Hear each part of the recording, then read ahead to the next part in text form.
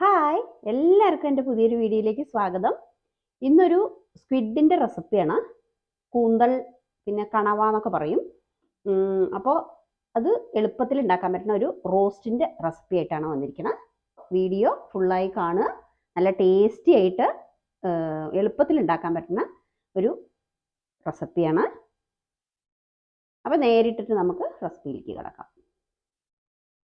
ഇതിലേക്ക് ഞാൻ ആദ്യം ഇഞ്ചി വെളുത്തുള്ളി പച്ചമുളക് 2 അരിഞ്ഞത്, പിന്നെ ഇഞ്ചി വെളുത്തുള്ളി 1.5 ടീസ്പൂൺ വീതം ചതച്ചെടുത്തതാണ് കേട്ടോ. പിന്നെ കുഞ്ഞുള്ളി ഒരു 10-15 ഉണ്ട്. അത് ഞാൻ അരിഞ്ഞിരിക്കുകയാണ്. ചതക്കുകയാണെന്ന് വെച്ചാൽ ചതക്കും ചെയ്യാം കേട്ടോ, മിക്സിയിലിട്ട് അരക്കരുത്. പിന്നെ ഇതിലേക്ക് 1 ടീസ്പൂണ് പെരിഞ്ജീരകം ഒന്ന് റോസ്റ്റ് ചെയ്തിട്ട് ഇട്ടതാണ് കേട്ടോ.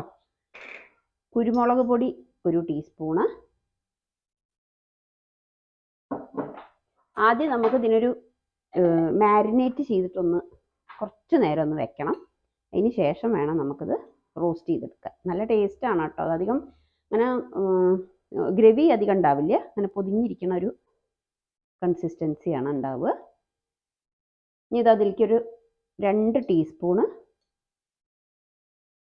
മുളക് പൊടി, എരിവുള്ള മുളക് പൊടിയാണ്, കാശ്മീരി അല്ല. 1/2 ടീസ്പൂണ് മഞ്ഞൾപ്പൊടി, മല്ലിപ്പൊടി 3 ടീസ്പൂൺ ഇടുന്നുണ്ട്, ഗരം മസാല 1/2 ടീസ്പൂണ്, ഉപ്പ്,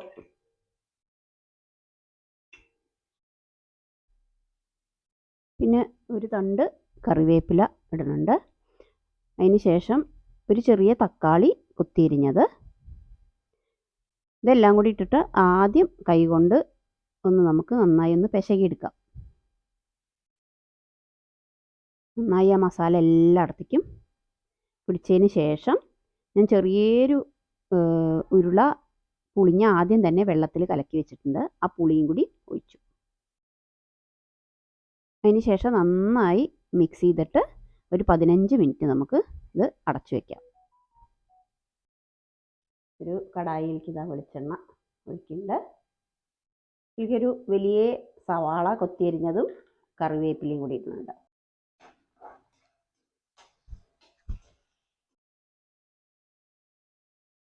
ഒന്ന് ചെറുതായിട്ട് വളർന്നു വന്നാൽ ഇതിലേക്ക് നമ്മൾ മാരിനേറ്റ് ചെയ്ത് വെച്ചിട്ടുണ്ടല്ലോ ആ കൂന്തൽ ഇതിലേക്കിടാം.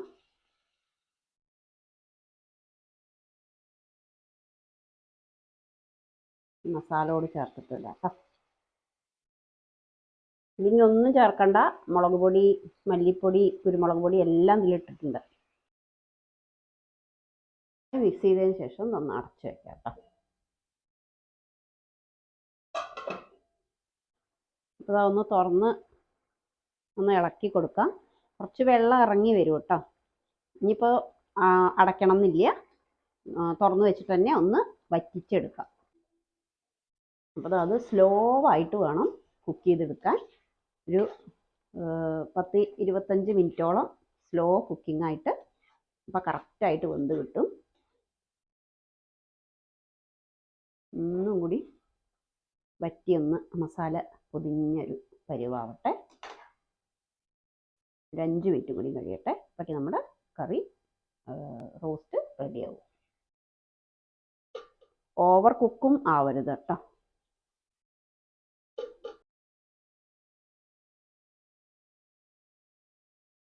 സ്ക്വിഡ് എപ്പോഴും ഫുൾ ഫ്ലെയിമിലല്ല, സ്ലോ കുക്കിംഗ് ആണ് വേണ്ടത്. അത് ആദ്യം ഒന്ന് അടച്ചു വെച്ചു. അതിന് ശേഷം വെള്ളം ഒന്ന് ഇറങ്ങി വരുമായിരിക്കും. നമ്മൾ പുളിവെള്ളമൊക്കെ ഓൾറെഡി ചേർക്കും ചെയ്തിരുന്നല്ലോ. അതൊന്ന് വറ്റി കിട്ടാൻ വേണ്ടിയിട്ട്, റോസ്റ്റ് ആവുകൊണ്ട് അതൊന്ന് വറ്റി കിട്ടാൻ വേണ്ടിയിട്ട് സ്ലോ ആയിട്ട് മെല്ലെ മെല്ലെ ഇടയ്ക്കിടയ്ക്ക് ഇളക്കിയിട്ട് വേവിച്ചെടുക്കുക. അത് നമ്മുടെ സ്ക്വിഡ് റെഡി ആയിട്ടുണ്ട്. ഞാൻ തീ ഓഫ് ചെയ്തു കേട്ടോ. എണ്ണ തെളിഞ്ഞു വന്നിട്ടുണ്ട്. കുറച്ചും കറിവേപ്പില ഇട്ടു. ഇതിൽ ഞാൻ മല്ലിയില ഇടുന്നില്ല, ഇടേണ്ടവർക്ക് ഇടാം കേട്ടോ. അപ്പോൾ എല്ലാവരും ഒന്ന് ട്രൈ ചെയ്ത് നോക്കി നോക്കൂ. നല്ലൊരു ചപ്പാത്തിക്കും പൊറോട്ടയ്ക്കും ഒക്കെ പറ്റിയൊരു അടിപൊളി ഡിഷാണ്. സൈഡ് ഡിഷായിട്ടും പിന്നെ റൈസിനും പറ്റും. നമ്മൾ പുലാവ് അങ്ങനത്തെയൊക്കെ ഉണ്ടാക്കില്ലേ, ഇപ്പോൾ ജീര റൈസ് അങ്ങനത്തെയൊക്കെ ഉണ്ടാക്കുന്ന ഐറ്റംസിനൊക്കെ പറ്റുന്ന ഒരു റോസ്റ്റാണ്. നല്ല ടേസ്റ്റാണ്, നല്ല എരിവുണ്ട്. കുരുമുളകിൻ്റെ എരിവും പിന്നെ ആ തക്കാളിയും പുളിവെള്ളം ചേർത്തതിൻ്റെ ഒരു പുളിയും എല്ലാം ഉണ്ട്. എല്ലാവരും ട്രൈ ചെയ്തിട്ട് അഭിപ്രായം പറയൂ എങ്ങനെയുണ്ട് എന്നുള്ളത്. അപ്പം ഇനി പുതിയൊരു റെസിപ്പി ആയിട്ട് അടുത്തൊരു വീഡിയോയിൽ വരാം. Okay, thank you.